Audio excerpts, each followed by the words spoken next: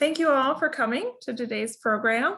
My name is Lila Anderson, and I'm the Curator of Education and Visual Literacy Program for University Museums. I have a few announcements that I want to make before I introduce our speaker today. So firstly, I'd like to thank the National Endowment for the Arts and Iowa Arts Council for their support of this program. Second, just a few kind of more housekeeping items for our Zoom program today. If you can make sure that you keep yourself muted, and we ask that you turn your video off during the program.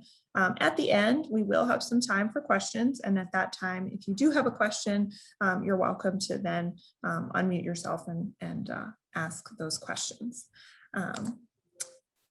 Let's see.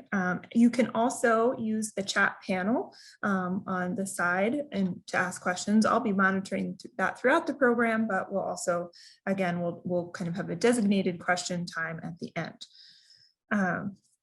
Lastly, I do want to encourage everyone today to come see the exhibition in person, Compelling Ground, that Mary contributed to the publication on, and I'll talk more about that, but it is on display Monday through Friday, 10 a.m. to 4 p.m. until July 23rd. And I also encourage you to look at the upcoming programs that we have at museums. Now I have the pleasure of introducing Mary Swander. Mary is the former Poet Laureate of Iowa and an award-winning author.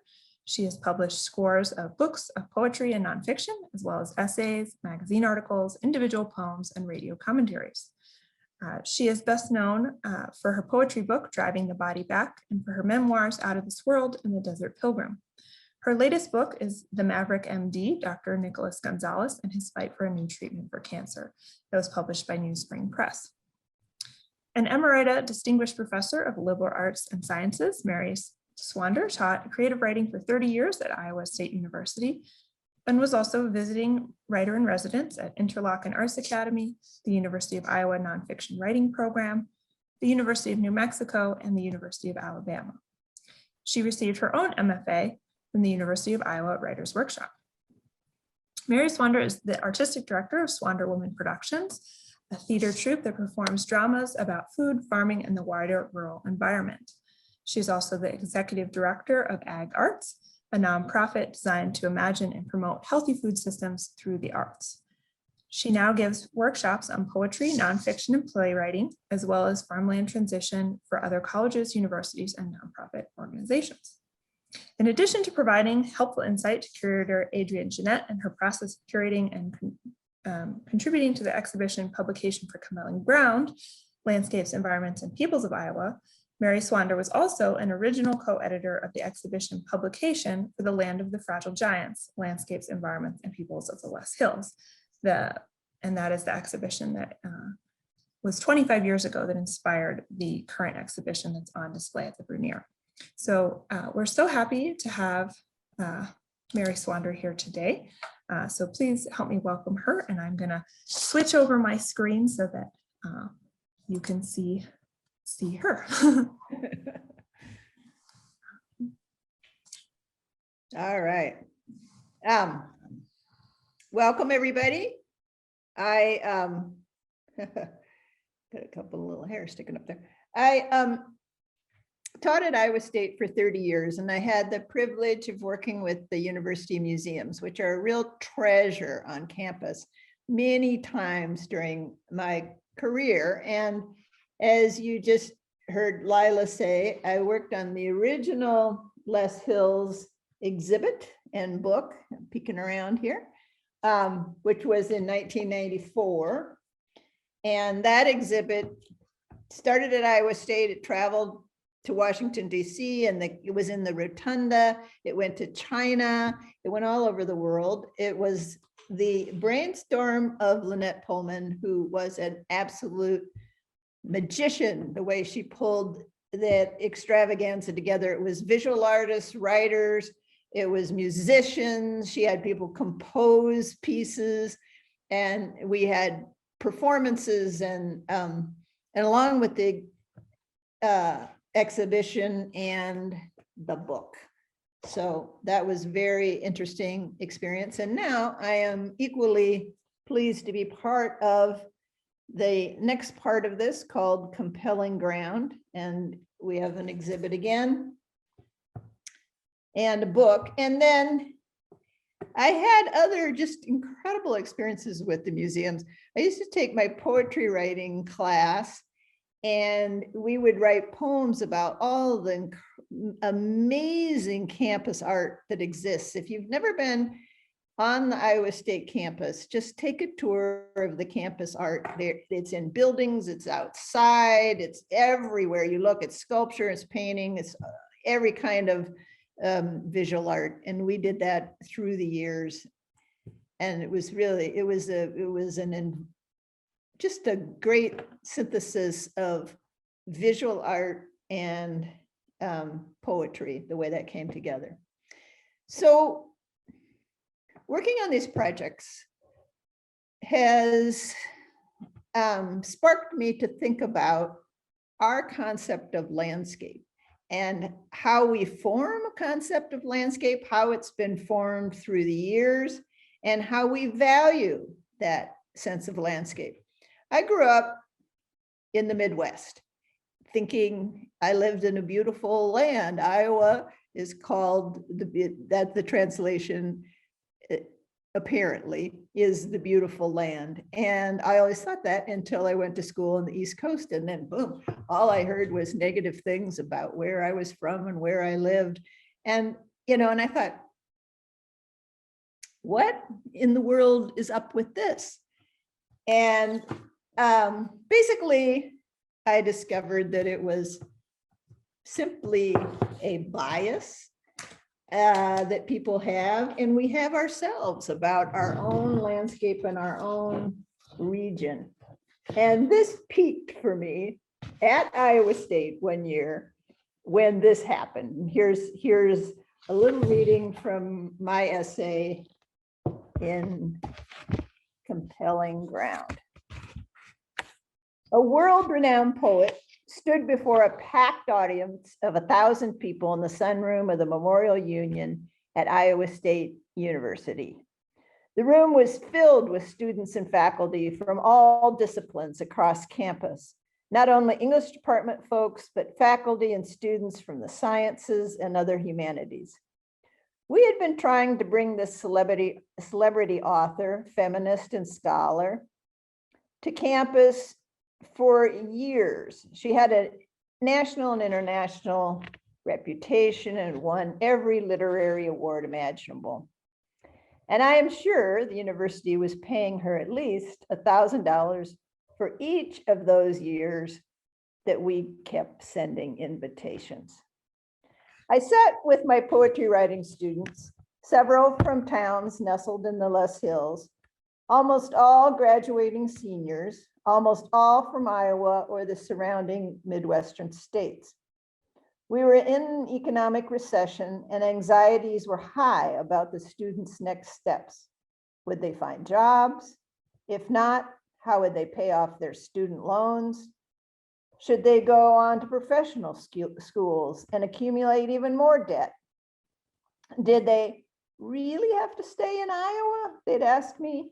Iowa, the flyover state, the state that was the butt of all geographical jokes. The students were prepared and excited to see this poet in person. It was 8 o'clock at night, well beyond regular class time, the group having made an extra effort to attend. The poet was up in age. I knew that this might be the last chance that any of us had to attend one of her live readings.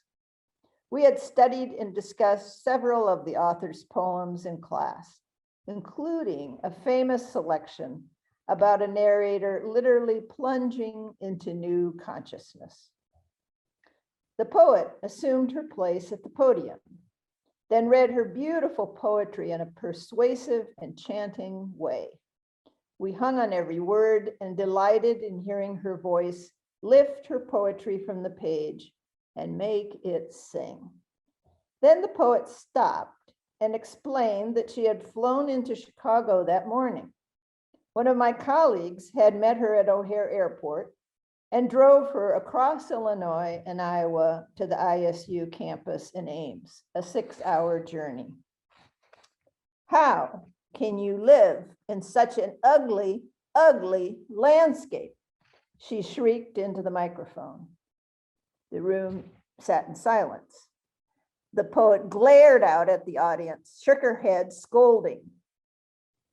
More silence.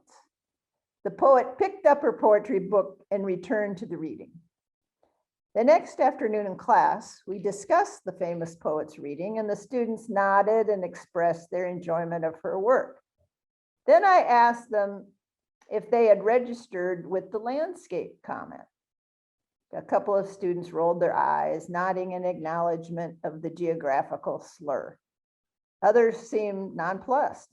In the privacy of our classroom, I thought the comment might generate a discussion about landscape, the myths we hold toward place and beauty.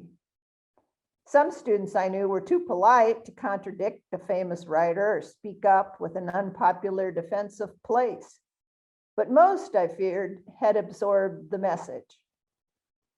Okay, I said, why is it not okay to denigrate religions, cultures, ethnicities, genders, age groups, sexual orientations, and people with disabilities, but it's fine to put down someone's landscape? The students laughed nervously. I knew that the famous poet would never, ever, ever disparage another woman or person of color. Then why is geographical chauvinism tolerated? I sketched in the progression of the civil rights movement, the women's movement, and the final passage of the American with Disabilities Act.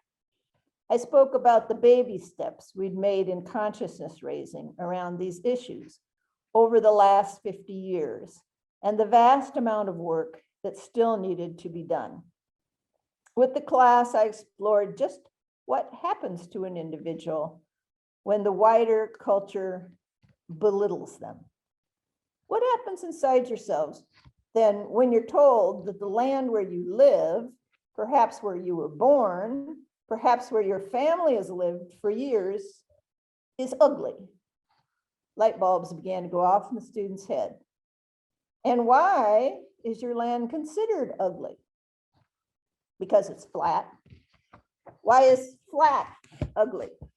Because it's not mountainous, doesn't have an ocean, and mountains and oceans are the keys? Well, that's what's really beautiful. Says whom? We closed our books. So you can read the rest of that piece in Compelling Ground, find out what happened to that discussion. But I left that classroom that day thinking, where does this bias come from? What is it all about? And actually, I discovered that goes back to the Greeks. And the Greeks that were urban, that lived in the cities, were the elites. They're the ones that held the power, they're the ones that held the money. And the peasants were all out in the land, tilling the soil. And the elites consciously put down the rural areas because they thought that the peasants, the slaves, were going to revolt. And so they wanted them to be psychologically flattened. And then that idea spread throughout Europe, and it really lingers until this day.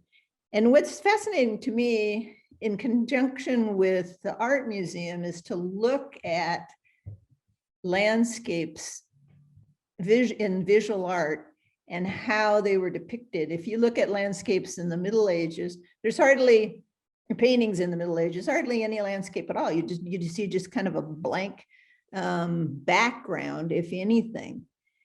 And it's only when you move into the Renaissance that you begin to see at least clouds, and then mountains, and then ocean, bits of ocean.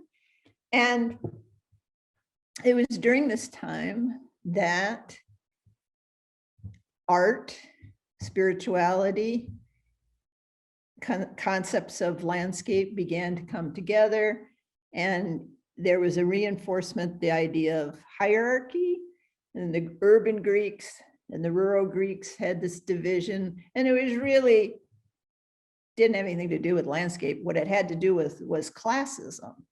It was, we're going to keep you down so you don't revolt, so we can keep the money and the power. And then by the time we get to the Renaissance, we have this hierarchy. We're at the top, and at the top going up are mountains, are clouds in the sky, or is our idea of the divine going up. We think of the divine as up in the heavens above us. So anything that was down, that was low, was déclassé. So the Europeans, of course, brought this idea of, actually the idea of landscape is fairly contemporary. We didn't have an idea. We didn't even have a concept of landscape until really the last couple of centuries. But we had an idea of class, and we brought that to the United States. And we also integrated that with the idea of colonialism and the idea of agriculture in an agrarian society. And, you know, in agrarian society, you're just basically working all the time and working so hard, you don't have much chance to look up or to look out or to even know where you are. And you don't travel. In Europe, people didn't travel unless they went on a pilgrimage. Then they had, and they created the idea of pilgrimage again, so that the serfs would not revolt, so that they would not overthrow the ruling class. So in the United States, we had capitalism, we had colonialism, we had agrarianism, and that was all in contrast with the native concept of hunting and gathering societies who had landscapes on, had landmarks on the landscape. And that's how they noted where they should be, at what time of year, and what food sources were there, and what stories evolved around those landmarks. The only analogy, Leslie Silko has a really wonderful essay about this in the Laguna a reservation in New Mexico, where they talk about rocks and the whole story of a trickster and how that evolved from this rock and then that, you know, the rock formation down the road, and then how that story became part of their whole culture and society. The only analogy I can make in my own life, you know, we're so limited with this and concepts of landscape, is when I lived in rural areas before they had street signs and nothing was marked and we didn't have house numbers. So I still have a file that was like directions to my house, you know, and it was like, turn east at the cheese factory, go 3 miles on the blacktop, then you will see a sign to the country store in the ditch. It's a gravel road, and turn south going 1 mile and you will see my place on top of a hill. You know, and so we had to do everything by how the road was textured, what might be in the ditch. People, you know, people would say, and then there's a big boulder at the road where you need to turn south. I fortunately had a little sign in the ditch of a store that was down the road. And so that's how we found our way around. And then all of a sudden I lived on James Avenue that was next to Orange and Nutmeg. And I had to get people to get there through the street signs. And now all you have to do is enter it into Google Maps and you are there. So head down in the Midwest anyway, we're concentrating on cultivating the land. The land becomes a mode of production for a commodity. In fact, Iowa was basically, I mean, this was a conscious thing. We had this great topsoil. We're losing it minute by minute, but it was, you know, the early European settlers looked at it and all they saw was a pile of weeds, which was an incredibly valuable ecosystem called the prairie, but it looked like a pile of weeds to them, but underneath, oh, wow, there's all this great dirt. And so let's just cultivate this whole state. And that is what happened. And we were really sacrificed to that process. So during our first Loess Hills event, I worked with all these other authors to create this book. And I grew up in Western Iowa in a little town called Manning, which is just on the edge of the hills. After you get out of Manning, then things start to really roll. But we had absolutely no consciousness whatsoever that we lived in a valuable landscape. The whole time I was growing up, there was no consciousness of this is a unique landscape. There's only a few other areas in the world that are windblown silt like this. And it's very erodible. We need to hang on to it. We need to preserve it. So I tried to get a grip on, okay, it was my landscape. How am I going to view this? What vision am I going to bring to it?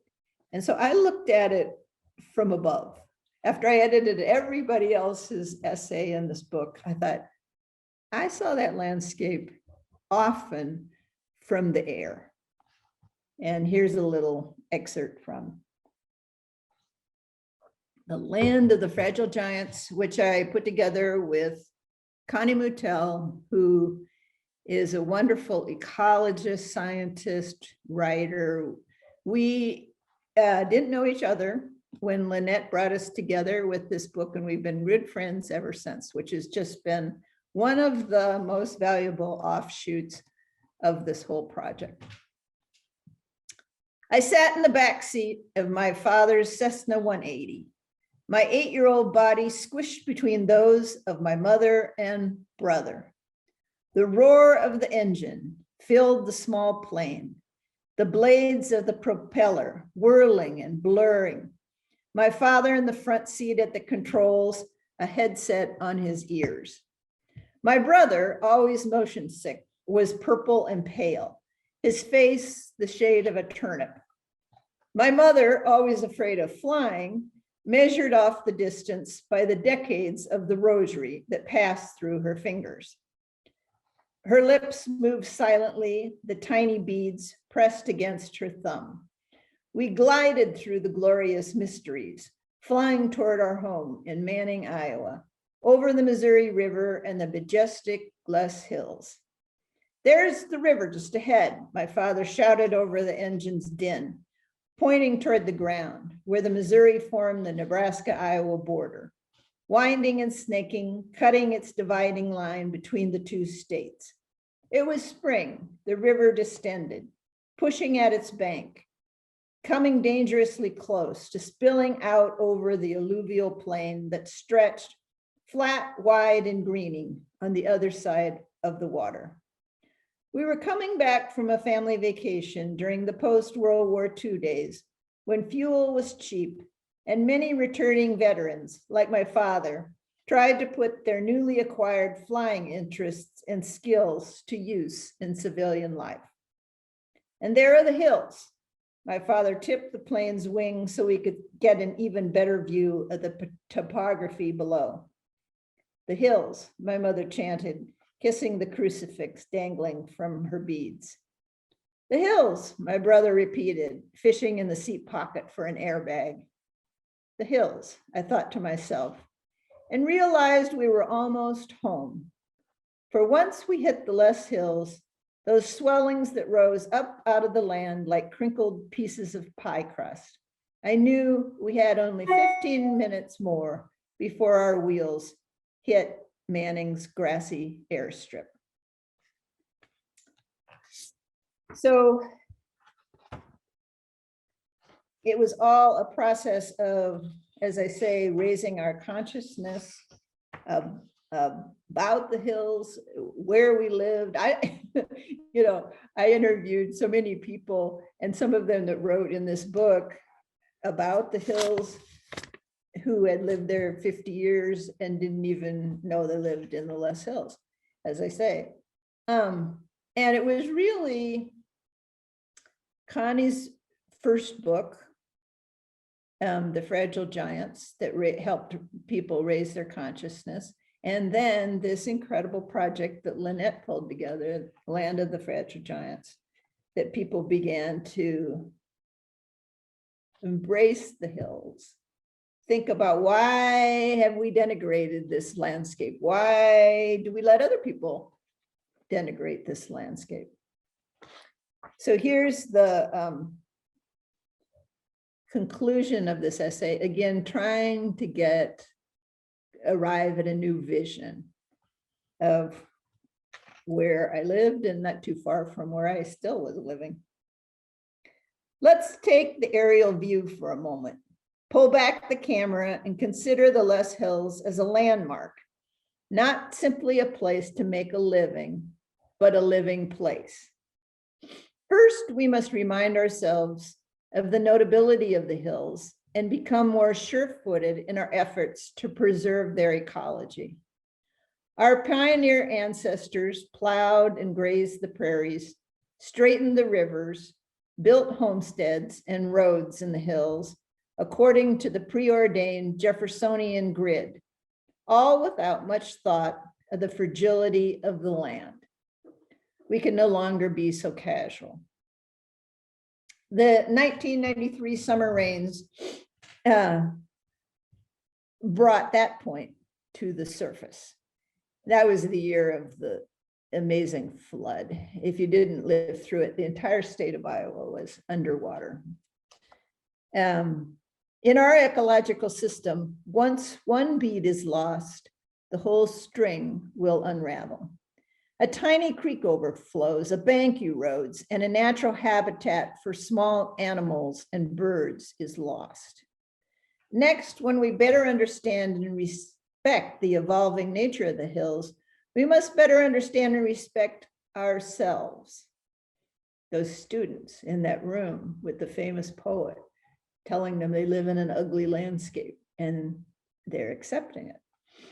By coming to grips with the hills, we are forced to think of ourselves in a changing landscape, in a changing planet and universe. Our vision widens. We have a rare opportunity to grasp the big picture. Our own lives may seem flat and small, but we can sense that they are part of a larger dynamic pattern that bonds us all. We sense a bigger structure, a higher power from that flatness instead of the mountain peak that is the stereotype. At 8, I looked down at the Loess Hills.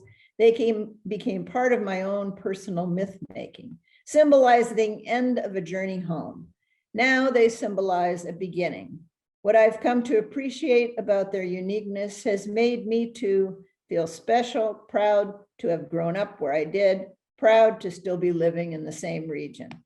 Their fragility has made me more aware of the tenuous balance of life and death on our planet. The troubles of my own life, the fears of inevitability facing my own death, seem to diminish when I think of the Loess Hills as a string of beads that is an intricate part of the larger cosmos. Our true spiritual awakening will occur when we gather up the whole rosary and keep all the glorious mysteries in our minds at once. All right, so probing the idea of landscape and its value, I constantly flash back to my own relatives and their concept of landscape and its value. My mother's family came from Ireland, and they didn't have much good to say about where they came from because it was miserable. They, the first wave of the family fled the potato famine. They were starving, literally starving to death. And they thought that once they got to Iowa and saw all this great black dirt, that they had arrived. It was amazing. It was incredible to them. It looked so good. It looked so bountiful. It was a place where you could grow just about anything compared to where they came from. So their framework, you see, was survival. The framework was, can we grow enough to eat here? Can we live off of what we grow? When we have enough privilege, we are no longer worrying about what we have to eat in a day, in a single day, how we are going to survive or feed ourselves. That's when we can say, oh, isn't that a beautiful landscape, right? Or no, that's an ugly landscape. Well, this ugly landscape is providing all this food. It depends on your privilege, how much money you have, what class you're coming from. And the family farm that my family came from in Ireland, I finally had enough privilege to go back, to return to that. This farm that everybody told me that was so miserable and life was so grim there. I went back there about 20 years ago now, and the family farm is right on the Atlantic Ocean. It's absolutely, in our concept, it's absolutely beautiful. There's, it's rocky, there's mountains behind it, there are high cliffs, the ocean's gorgeous and pure and clear and spreads out. There's a little island as you stand on our farm. There's a little island that out close to it in the bay that has, it's an ancient pagan site, and it has an ancient cemetery and monastery. It's like architectural wonder. And, and now throughout the years, it was more miserable, horrible landscape because there was no tillable soil. And what happened was there's no trees. They basically cut down trees, and it was not a hospitable landscape for trees anyway, for fuel. Food and fuel is what you need to survive. So they cut down what remaining trees. Trees are gone. It's a treeless landscape. And then they had to start digging up the turf to dry the peat, and use that as fuel. So then they had nothing to plant in, and they were all controlled, it was colonialism. They were all controlled by the British. And so basically all they could plant were potatoes to survive on, and you couldn't plant them in rock. And so they would go down to the seashore, and this went on for hundreds of years. And they took burros, donkeys down there with woven baskets, and they gathered up seaweed into the baskets, brought it back to the rock, and they spread the seaweed over the rock and let it decompose in compost. And that formed what only soil they had. And you could grow potatoes in there if you were lucky. So again, the concept of landscape depends on how you're doing with your survival. So I want to read just this little section. It's just a couple of paragraphs from one of my plays. And this one is called Map of My Kingdom. And it's a play that I've toured for 5 years from coast to coast throughout the United States. And it was originally commissioned by the Practical Farmers of Iowa to raise people's consciousness again about farmland transition. And if you don't know what that is, your eyes will glaze over when I say that. But if you've ever been raised on a farm, owned a farm, had a parent who owned a farm, you know that it can be one of the biggest contentious issues you will ever have to deal with in your life. It's who's going to own the farm next is the problem. Is it going to be the offspring? Are you going to sell it? Is it going to be a shopping mall? Is it going to be the sibling who stayed on the farm and worked the farm? Or it's going to be the siblings that are off as professionals in Chicago, Minneapolis, wherever it might be. So the whole play Map of My Kingdom is about this. It's about our concept of landscape, and it introduces the capitalistic idea that we actually own the land. Now, we are some of the few people that actually think that's a inherent right. And again, the natives, when the Europeans came here, the natives were like, own the land? This is Mother Earth. We don't own Mother Earth. How, what are you doing? They were just totally perplexed by the concept of owning the earth. So this is a one-woman show, and the narrator is a mediator, farmland mediator. So she's the person that works between the members of the family or outside parties to work out a way to pass on the farm. And she's remembering her own farm in Ireland. A while back, when I saw my own family's farm in Ireland, all this clicked for me. I looked out over the land with my cousin, and she told me this story. The ancestral farm was 80 acres, but pure rock. Only 20 acres were actually tillable. And that soil, that 20 acres of arable turf, they cut that up for fuel and literally burnt through all their farmland. But the farmers went down to the ocean, hauled up these large baskets of seaweed and kelp from the beach, and laid it across the rocks and the barren scars. After years and years of composting what they were pulling out of the ocean, the soil became tillable. And when my ancestors came here, they actually had great soil, but they burnt through it just the same. And when the Dust Bowl came, well, there wasn't a lot of seaweed here. So that's from my play, Map of My Kingdom.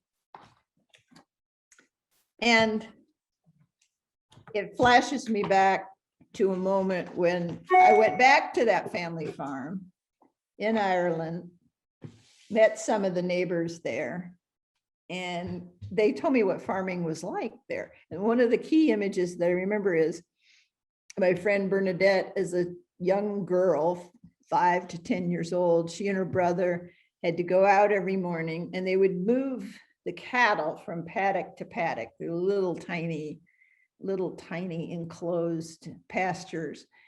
And it's a treeless landscape. So there's no wood. There's no wood in the whole area. And of course, you didn't have any money to bring in wood, ship in wood. So there's no gate to these paddocks. And there's no fences because there's no wood for fence posts, but there's rock. And so they pile up the rock and make walls to contain the animals. To move the animals every single day, they had to undo the wall, undo an opening, lift off the rocks. She and her little brother, and these sizable rocks, and then move the cattle through in the morning, and then pile up the rocks again, let the cattle graze, and then and late afternoon, early evening, unpile them again, move the cattle out, pile up the rocks.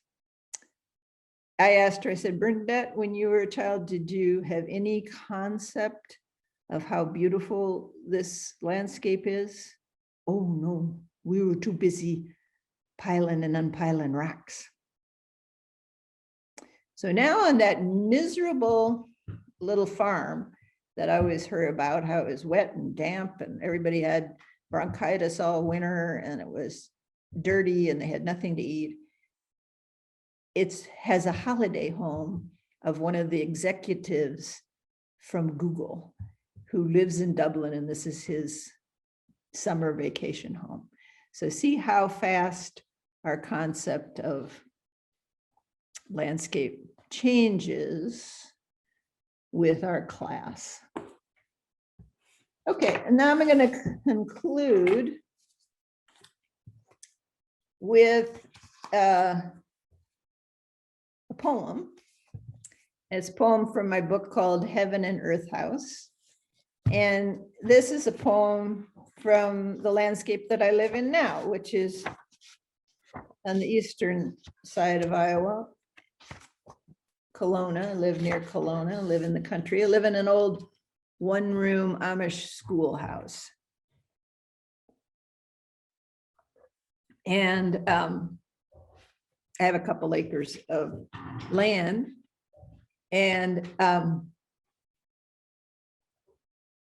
this poem ends up in this book, but it's also, I've started a podcast this year. It's called Ag Arts. I started a nonprofit. Here it is. There it is. Ag Arts. It's agriculture and the arts. And it's a 501c3. And the poem is on one of my podcasts, which is called Ag Arts from Horse and Buggy Land. So you can pull it up on my website, maryswander.com, or the Ag Arts website, agarts.org, or anywhere you get podcasts, iTunes, Spotify, whatever that might be. So listen in. It's really fun. The pandemic killed my theater troupe to a certain live theater. We've been performing online, but the podcast is getting a coast to coast following. So on one of the podcast episodes is one called Stargazing. This poem appears. And this, the actual story behind the poem took place many years ago when one night I was watching the meteor shower. And my place is just incredible because there's, I live in the middle of the Amish, old order Amish settlement. So there's very little light pollution. There's very little electricity. And so the stars are just magnificent, and the meteor showers are totally entertaining, and there's no better way to understand your landscape than to look up and understand your place in the cosmos. On this same night, there was a grandpa down the road, an Amish man, who was dying.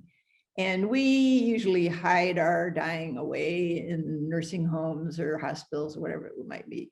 The Amish have the opposite concept, and they put the dying person in the living room, in the front room. This is kind of an old, our own families used to do this concept.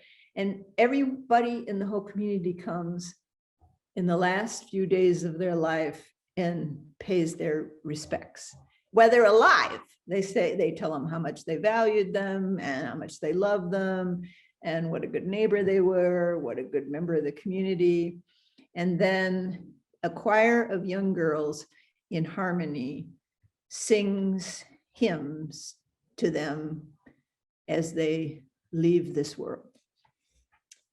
So this is called Heaven. No, it's lying in a field in Iowa, staring at the heavens. Stars streaking the sky, their auras pulsing out in. Night of the meteor shower, night of mosquito netting and pitch tent. The flap open to the eastern horizon. Hot, damp August night when the rooster's crow folds into its perch and the cricket's song dives into the same pool as the whippoorwill. Night of Augustus Caesar and St. Augustine. Amish date night when the buggies race home late, their wheels spinning uphill, lanterns blinking, horses' manes flying. Pegasus of the tall corn, Pegasus of the fat bean. Under my sleeping bag is the richest earth on earth. And this is the night of the Assumption of the Blessed Virgin Mary, the Blessed Virgin Prairie, the night crawlers floating up through layers of black dirt. What awaits? A choir of angels, a chorus of sheep bleating out, how good is the grass, how good is the flesh. How good were the stars to lead me here, the year of the blue goat, brown duck, the year of the squawk and coo, the loyal dog who barked at strange men and storms. Oh, little town of Kelowna, Hana Kelowna, Kalua Kelowna, Bull Town, where the gardens are ringed in coxcombs and cannas, and down the road, little girls sing hymns outside the window of the dying man, propped with pillows near the screen. Their voices hover above me and are gone. A flock escaped from the barn. I chased them one way across the ditch, over the hill, through the neighbor's orchard and field. I chased them back toward the house, corner the ram against the fence. Then Aries is free and off through the grove with the ewes and lambs close behind. So bleat for the ones who never return, the ones who last just this long, the empty manger and stall. Bleat for the ones who come again, who ascend in the clear air, dark night, holy night, when sounds carry and trails of light flit over our heads, and bleat for the moon, the sun, the golden day, when we will all lie down in a field, nothing more to be done. So thank you, everybody, for listening, and I'm happy to take some questions. I think Lila is going to help me referee the questions here. So just I think you can write the questions in the chat or raise your hand. Whatever it might be. What am I seeing in the chat? Who has a question? Who has? Yeah, no, you can unmute yourself and just yell at me too. That's fine by me. There we go. Lila's coming in. Sorry, I had to help the audio and the vernier. Laura, if you're. Well, yeah, no, we're looking for questions now. And if anybody's got a question, I'm happy to. So Laura, if you have a question, you can unmute yourself. There's somebody with their hand up. There we go. Yeah. Okay, cool. All right, Laura. Hi, thank you so much, Mary. I You're really welcome. appreciated that. Thanks for all you've done throughout your career to raise land consciousness and appreciation for the land. I grew up in Nebraska, so I have my own Big Sky experience. And when you were talking about ancient Greek attempts to put down peasant revolts, to shame them into submission, basically, I was thinking about the Egyptians of the 3rd century who would move out into their deserts because they felt like there was too much temptation in their cities. And so the desert fathers and the desert mothers would go out into the desert to pray, to get closer to God. To me, that history seemed consistent to what you were saying about the sacredness of the flat land as a different concept of being closer to God, not on a mountain. Did I hear you right? Is that consistent? Yeah, no. I mean, the Europeans devised this sense that, yeah, God was up there and on a mountain, but you're absolutely right. Your concept of landscape is completely cultural. And so if you think as the desert fathers and mothers did, is going out into the desert, into the land, that was closer to God, that was valued. Yeah. Thank you. And, I mean, I keep, now that I'm old enough to like have some history with this, when I was a kid, there was no air conditioning, right? And nobody lived in the desert. I mean, nobody lived in the Southwest. It was just too dang hot. And, basically the natives lived there because they knew enough how to make adobe houses and go in and be cool. But like, we didn't, Phoenix was a small city because it was just really hard for the European types to actually survive in a place like that where they didn't know how to build a house that would cool itself. And so that was, our concept when I was a kid of hot landscapes was like, who can survive there? Who can live there now? Right? Spend your golden years in the, in the desert. How cool is that? And so it's cultural. It's depends on, do we have enough money to live there and not grow food? Because it's hard to grow food there. Or, it's really complicated. Have we learned enough irrigation techniques? Is there enough water and we're finding out, no, there isn't, to live there. And but that's cool. That's a cool place to live. And, to see what I mean? And it wasn't when I was a kid. It was not a valued place to live because it was tough surviving there. You couldn't have a backyard garden. That was a big value when I was a kid. Yeah. So yeah, that's great. I mean, good comment about the Egyptians and the desert mothers and fathers. You have a couple of other questions coming in on the chat, so I'll read you the first one. So maybe an unfair question, but do you have a favorite spot in Iowa that you like to visit from time to time, and why? There's so many cool places in Iowa to visit. One of the things about this pandemic is people are getting outside more and going to the parks more and spending more time in nature. And, I've got two favorite things. I'm a bi-coastal Iowan because lived in the Western Iowa, but then eventually we moved to Davenport on the Mississippi River. So those are my two favorite places, the Loess Hills and the magnificent Mississippi River is, again, it's just a total unique ecosystem. I love the whole way down the east side of Iowa, starting up in the driftless areas, Lansing, going down to Dubuque, down to Davenport, Clinton, all the way down to Keokuk. I did a workshop in Keokuk not too many years ago. It was a poetry workshop, and this kind of scruffy guy was in my class, and he came up to me and he goes, I think you can see that we've got kind of a grungy town here. And I said, well, I've always kind of liked Keokuk. And he goes, good, because we like it scruffy and grungy in Keokuk. And if you, I love the guy. And I went home and I looked up the history of Keokuk. It's fascinating. During the early settlement of the state, before Iowa was a state, it was the Iowa Territory. And Illinois was a state, but it had passed a law that no European type person could marry a native person. That was illegal. That marriage was illegal. So what they did, and a lot of people intermarried.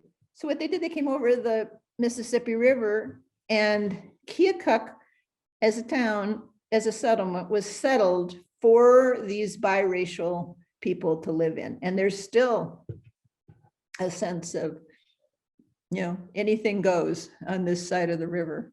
I love that. I love the other side of the river too, or other side of the state with the Missouri River, the magnificent stories, mythology that go with that.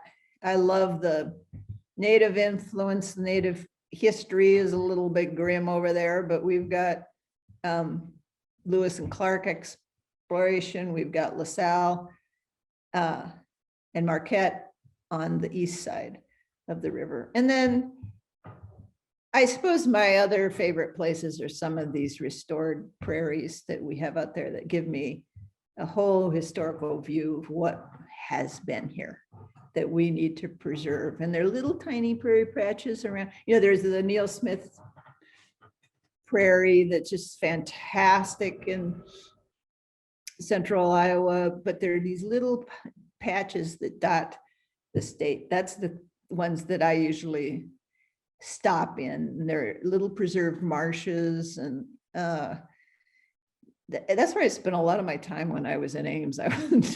I was out at little prairie patches and marshes, and I would just sit and read a book or eat my breakfast and watch the wildlife. Okay. You've got another one that came in.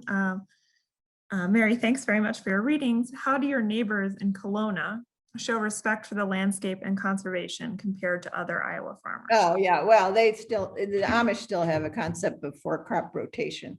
And so they rotate their crops around. One crop restores chemicals in the soil that the other one has drained out. They still have animals that graze on the land. You know, hog confinement has come to the Amish too, but for the most part, they understand that livestock belongs on the land and that the whole system is a symbiotic one that works together.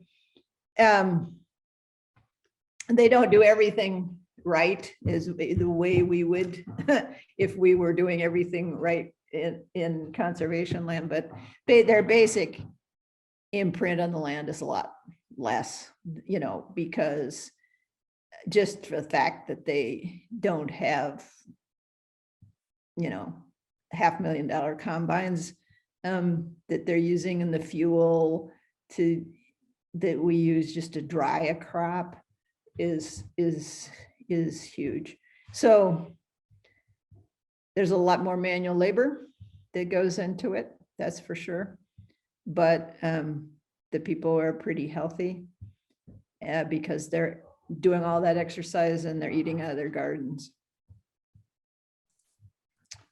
So you have a couple of comments on the chat, but I also want to make sure if there's somebody else that's just wants to turn on their mic and ask a question. I don't know. I saw somebody kind of had their camera on earlier. I wasn't sure if they were trying to get our attention. Let's see. Oh, yeah. Okay, Mary Richards is calling in about KHOI. Yeah, include me in any of those things. That's great. They're having, it sounds like they're having a show on natural landscapes. 7 a.m. Man, you guys are tough, but I'll do it. I'll do it. That sounds good. Anybody else want to put their hand up, raise a paw? And yeah, there is a little raising hand, or you can just unmute yourself. That's fine. Oh, yeah, just unmute yourself and yell at me. I like that just fine. Okay. Somebody liked my Keokuk story. Oh, glad to hear that. Yeah, you have a couple nice like compliments on here. So I'll let you go and read those. Well, let's see. So if we don't have any more questions, again, thank you so much, Mary. That was wonderful. And thanks for the opportunity. I love working with you people at the museum. Yeah. Thank you. Well, we love thank you everybody who's online right now. It's wonderful to have this nice, robust audience. Yeah.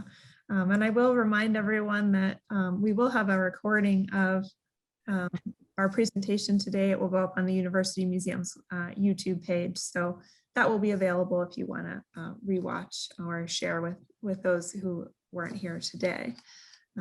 So. Great.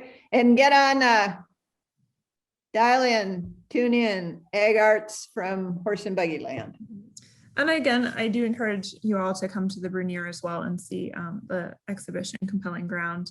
It will be here through July. So it's, I think, a really great thing to pair with the dialogue that you've presented today. So, Oh, absolutely. Yep.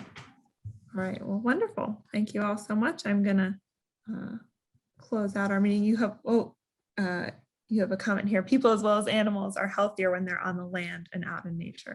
Yes, I agree. Agree with that one. Yeah. Lots of thank yous as well. So Okay.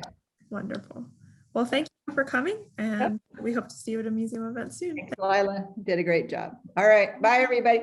I got a lot of events this week. Just look on my website and there's some other events you can join in on. So hope to see more of you more this week. Yeah, wonderful. Thank you. Bye-bye. Bye-bye. Thank you. You're welcome. Oh, yeah, now they're talking at me. Okay. Thank you. It was great. Thank you. You're welcome.